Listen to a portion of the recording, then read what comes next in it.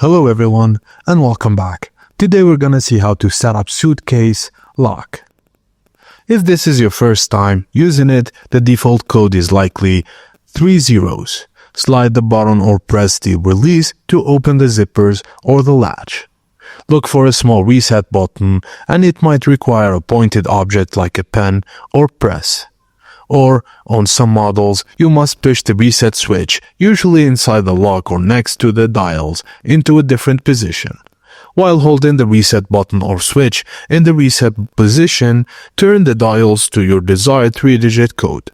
Choose something memorable but not obvious. Avoid 1, 2, 3 or your birth year.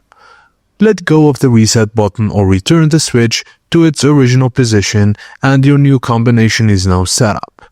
Now all you have to do is close the lock, spin the dials to random numbers, then back to your new code. Make sure it opens smoothly before you pack. If your lock doesn't open with 3 zeros or has no visible reset button, check the brand's instructions. Sometimes it's printed inside the suitcase. If it's a key lock, the code cannot be changed. You'll need the specific TSA key, which is used by agents. And that's it, guys. Thank you for watching and please don't forget to like and subscribe for more.